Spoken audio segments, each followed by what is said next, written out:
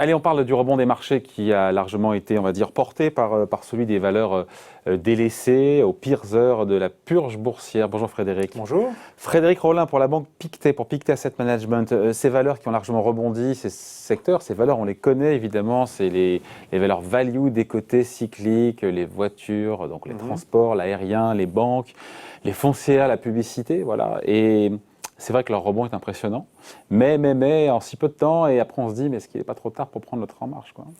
C'est vrai que je regardais tout à l'heure une action d'un constructeur automobile français, plus 60% en quelques jours, et on se dit, voilà, c'est peut-être quand même un petit peu trop tard pour venir, d'autant que sur les secteurs, au moins les banques et l'automobile que vous venez d'évoquer, ce sont comme des secteurs qui ont des vents contraires. C'est-à-dire pour l'automobile, il va falloir quand même investir énormément pour mettre au point ces voitures électriques.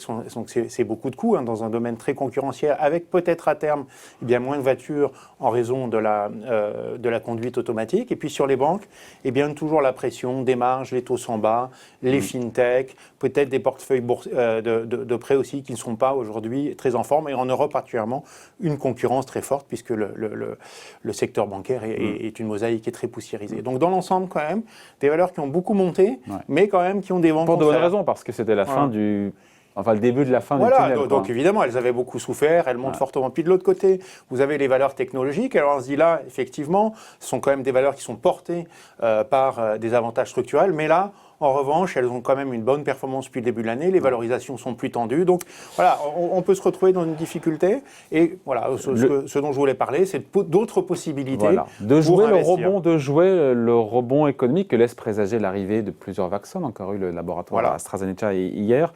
Et vous, votre idée, c'est de jouer donc, les valeurs liées aux matières premières au sens large. Voilà, matières premières. Alors pourquoi ? Parce que d'abord, quand on regarde la composition du rebond économique, c'est un rebond économique aujourd'hui qui est très très clairement porté aujourd'hui par la Chine. C'est-à-dire que l'Europe, oui, c'est une bonne nouvelle d'avoir un vaccin, mais on voit bien quand même que les difficultés économiques sont encore là pour un moment, notamment en raison des confinements. Et aux États-Unis aussi, l'économie est en meilleure forme, mais voilà, c'est vraiment en Chine aujourd'hui que c'est tiré. Et la Chine est véritablement un consommateur important de matières premières et surtout l'immobilier chinois. Et c'est aujourd'hui l'immobilier chinois, notamment, qui est vraiment le secteur qui tire le plus fort la croissance. Il y a eu beaucoup de crédits qui ont été alloués et du coup, des projets importants en immobilier. C'est l'immobilier du ciment, par exemple. Et alors, l'immobilier, c'est de l'acier, c'est du ciment. Ouais. Et donc, ce qu'on voit, c'est que notamment, par exemple, j'ai la demande en acier en Chine est plus de 40% au-dessus de sa tendance naturelle. C'est-à-dire qu'elle a baissé dans un premier temps, elle monte naturellement, voilà, le pays se développe, mais elle a baissé et là, elle est très très au-dessus de sa tendance. Donc, on a véritablement une demande jouer assez forte. Des valeurs, des actions, des entreprises qui sont... Alors après, il y a tout un secteur qu'on appelle le secteur des matières premières. Parfois, avec notre jargon boursier, on dit materials, puisque on aime bien employer l'anglais. Brute en tant que telle, là. Non, ça va être des aciéries, ça va être des cimentiers, typiquement, mais ça peut être aussi des valeurs minières qui vont aussi extraire et vendre un peu plus cher. Regardez les prix du cuivre aujourd'hui. Les prix du cuivre sont en train de remonter sur des plus hauts depuis plusieurs années. Alors, ils ne récupèrent pas encore, il y a peut-être du potentiel. Les niveaux qu'ils avaient il y a 10 ans, mais quand même, il y a une demande aujourd'hui qui est de plus en plus forte. Et ces valeurs-là, alors évidemment, elles ont moins souffert, il ne faut pas non plus rêver. La Chine rebondit depuis un moment, elles se sont mieux tenues. Mais enfin, quand même, pour nous, il y a des opportunités sur ce secteur-là parce que, au fond, soit les gens sont venus sur du défensif ou des techs, soit les gens sont venus sur des values, ce qu'on appelle vraiment value très profonde, très décotée. Et il y a ce secteur au milieu qui peut être intéressant et qui a le bon fondamental aujourd'hui, notamment, de la croissance chinoise. Vous avez aussi en tête le secteur du bois. Alors le secteur du bois, vous sortez du bois là. Il faut le bois sort du bois. Pourquoi ? Parce que donc reprise chinoise, ça c'est demande de pâte à papier. Donc ça c'est assez important. Et puis même croissance émergente. Donc c'est un secteur qui est plutôt soutenu par ça. Et puis par ailleurs, le bois c'est quoi ? C'est aussi l'immobilier.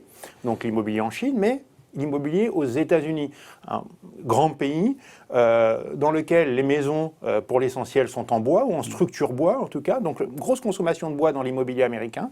Et ce qu'on voit aujourd'hui sur l'immobilier américain, c'est que l'immobilier américain est en train de connaître un véritable boom.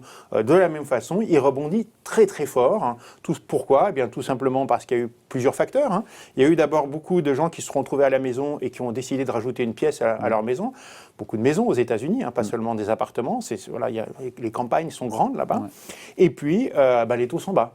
Les taux sont bas et donc on a vu une forte demande sur le bois, donc ça qui tient aujourd'hui ces valeurs-là, qui pour nous ont encore du potentiel. Le potentiel est donc sur ce secteur des materials. Comment on le traduit en français, materials? Moi je dirais matières premières, hein, le secteur des matières premières. Parce qu'on pense au cuivre, on pense à la matière première en tant que telle. Voilà, non, alors c'est pas les matières premières en l'acier en barre, hein, ce sont parce que là effectivement à mettre voilà, à stocker chez soi c'est un peu ça va être un peu difficile, bon, mais ça va être les miniers, les producteurs d'acier, etc.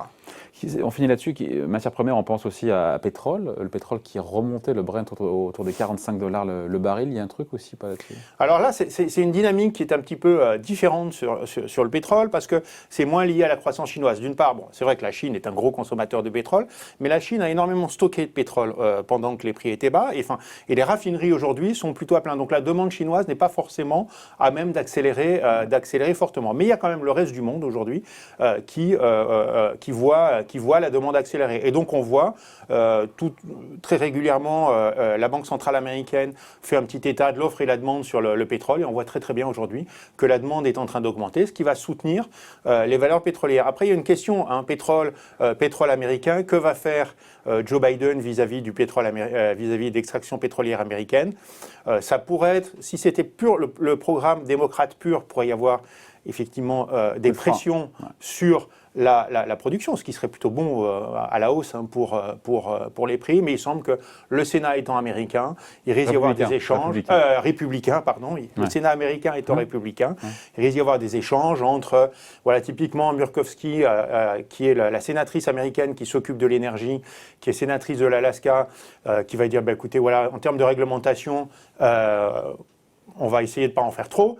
Et en revanche, et c'est plutôt une modérée chez les républicains, sur votre programme des énergies propres, éventuellement, on peut voter des budgets. Donc on pourra avoir effectivement à la fois quelques budgets sur les énergies propres, c'est un autre sujet, et puis quand même une production américaine qui se maintienne sur des niveaux corrects.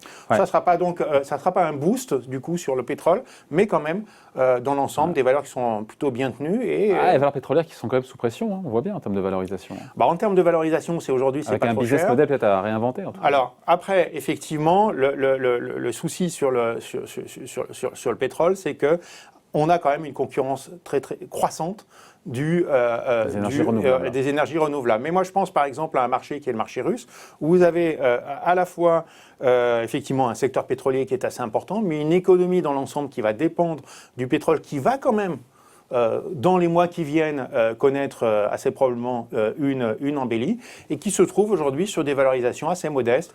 Vous avez cet avantage sur le pétrole et sur d'autres valeurs aussi hein, d'ailleurs, mais d'avoir quand même un dividende assez stable et puis cette concurrence des énergies propres qui arrivera, voilà, elle arrivera quand même peut-être un peu plus tard, moins directement que pour les banques qui aujourd'hui font face aujourd'hui à des taux bas. Voilà, la conviction en tout cas du jour de Frédéric Rollin, c'est que les cycliques des côtés ont déjà bien rebondi. Il y a peut-être un coup à jouer sur les materials, c'est ça? Voilà, il faut regarder ça, il faut recommencer à s'y intéresser. Voilà, merci beaucoup. Point de vue ici, donc Frédéric Rollin pour Pictet Asset Management. Merci. Merci.